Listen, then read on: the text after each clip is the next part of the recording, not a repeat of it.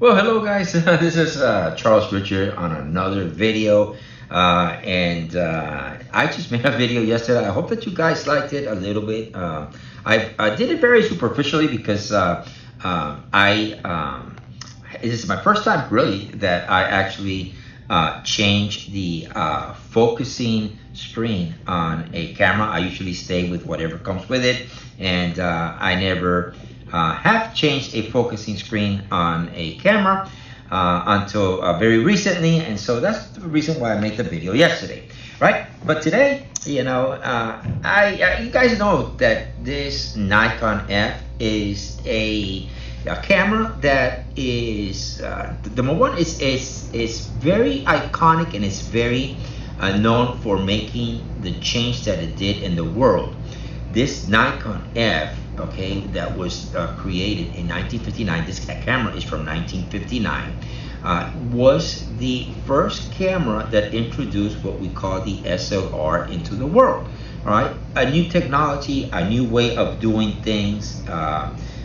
It's the innovation was that now, because it was an SLR and before we had what we call the rangefinders, now we could actually see through the lens and focus through the lens, and we could actually physically see what was going to be printed on the film stock that we were using, because we knew if your photo was in focus, if it was clear, the different compositions and that sort of stuff.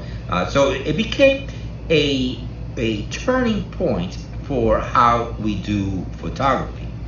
But this particular camera also has another history. Okay, this particular camera is known for going to Vietnam.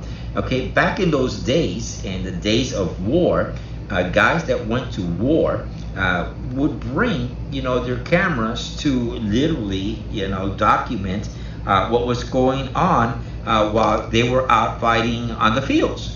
And this particular camera, besides others, this was not the only one, but what made this one so famous, all right, this particular model, was that there was a reporter that went to Vietnam to report on the war, which actually, while he was wearing it, he got shot.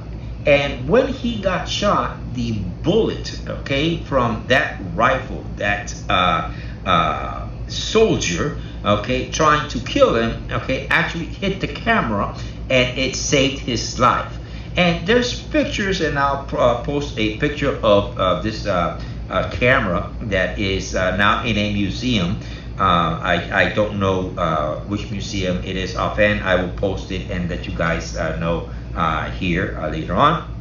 But that camera became an iconic symbol, all right, of photography, how we did photography, how we set reporters out there, and how this camera was so well built, all right, that it stopped a bullet from killing a soldier. Actually, a reporter, not a soldier, because he was not a soldier, he was actually a reporter, right? And it became iconic. It became very iconic, and it is the only camera. I'm sure there's other cameras that have come on the way or in the way, right, of a bullet, but this is the one that was written about, that we wrote about, okay, that is in a museum, that came out on the magazines, right, and that is shown with a bullet hitting the camera, and the camera is so well made that it stopped the bullet. Now, how cool is that? How cool can that be? And that is what I wanted to talk to you about. I wanted to talk to you about the difference of something that is super well made, okay, like the Leica cameras. The Leica cameras are very well made, okay. There's nothing wrong with the Leica cameras. I think Leica cameras, it's gotta be the best manufactured cameras, right, and still is up to today, right. And this particular era, okay, and when I say era, okay, I say because some companies have strayed away from what we used to to consider and call quality, all right, to something that was more business decision wise better, right, to be able to make more money, right? Nikon, when it first came out, okay, had the same quality of a Leica. This Nikon camera, as a matter of fact, when it came out, was more expensive, all right, than a Leica camera. In 1959, this Nikon F, the body itself, was more expensive than the most current Leica camera, which I think was the M2, if I'm not mistaken, all right, or M3. Okay, back in those years, it was way more expensive.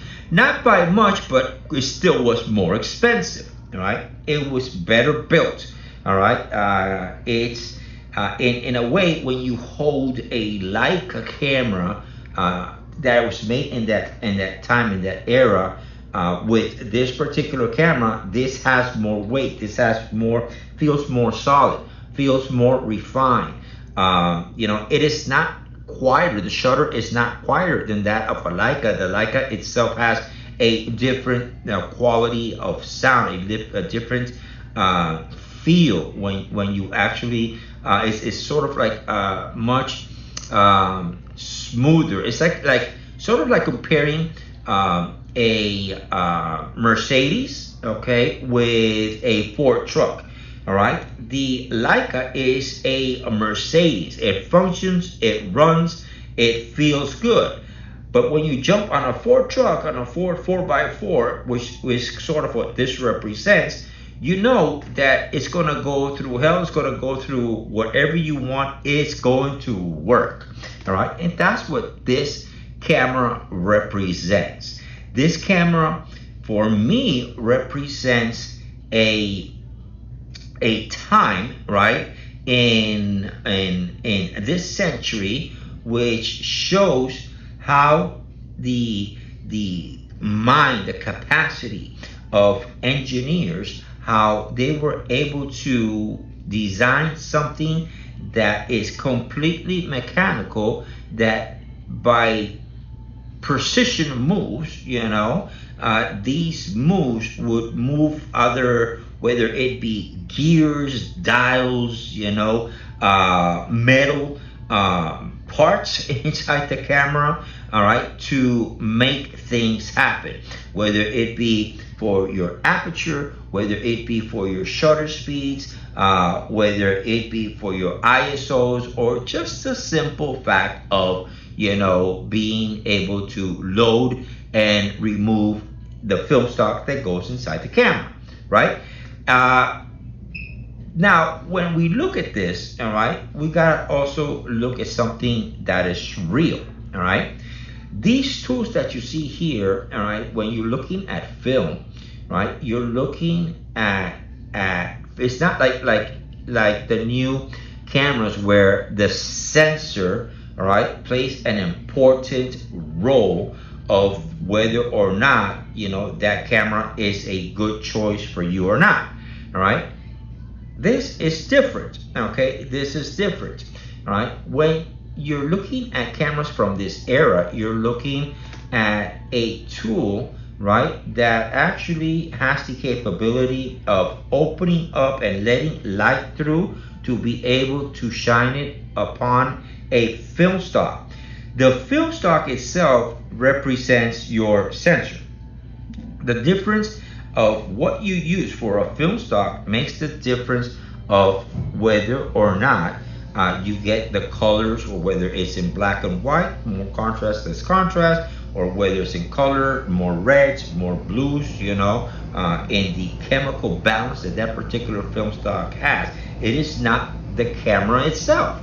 The only thing the camera does is the ability to allow you, okay, to open that iris, okay, in your lens and close it, open it with precision, whether it's 500ths of a second or 1,000ths of a second or 2,000ths of a second. That's the only thing it does.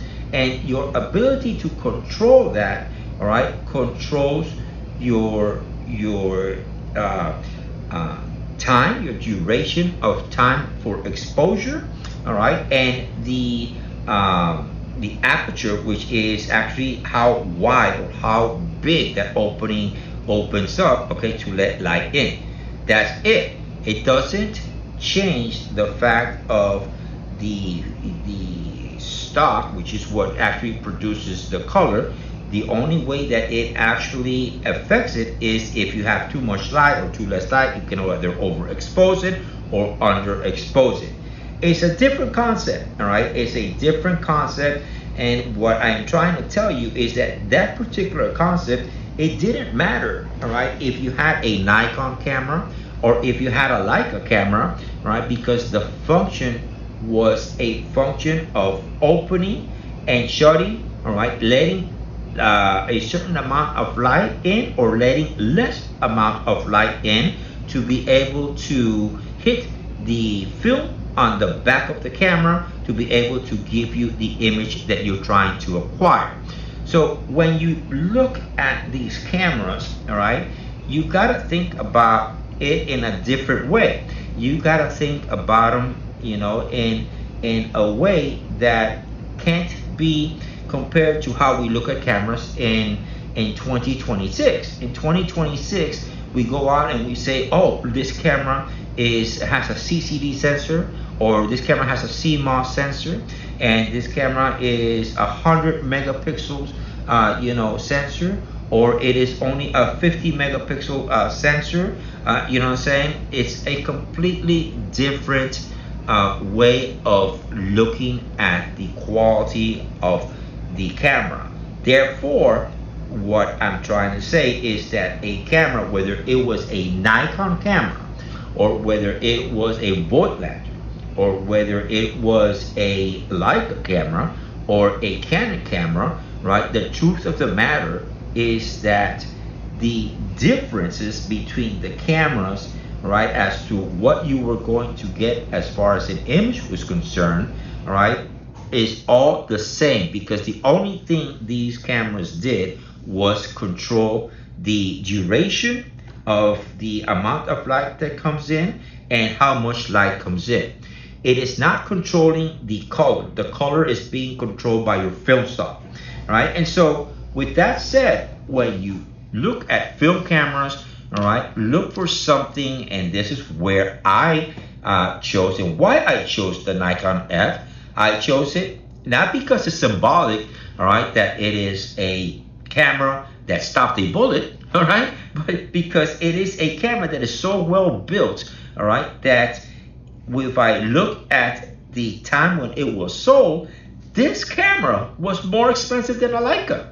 This particular camera was more expensive than a Leica. It had more options. It had more advancements. It had more flexibility, all right, than that of a Leica. So in many ways, okay, it was the Rolls Royce of the time, right? A different style of taking photos, because it was not a rangefinder, right? It was an SLR, but although it was a different style, it was a much better way, okay, to capture an image because of the new innovations that it brought, okay, into the photography world. So with that said, I hope that you learn a little bit about cameras, film cameras, and a little bit about where this Nikon F stood in relationship to the Leica cameras back in 1959. This, okay, the Nikon F was a much more expensive camera in 1959 than the Leica. Now, in today's age, in 2026, a Leica camera is way more expensive than that of a Nikon camera and any other camera, because they have been able to retain that quality, all right, where all these other companies have sort of tried to cut budgets, okay, whether it was in bringing different designs, different plastics, and all that other stuff, you know what I'm saying, that makes a camera feel much cheaper, all right, than what it used to be. But as far as 1959 is concerned, this was the Rolls Royce back then. Anyways, this is Charles Richard. If you haven't subscribed, please subscribe and hit that button. Down. Yeah, hit that button. And I'll see you guys on the next video. Bye-bye.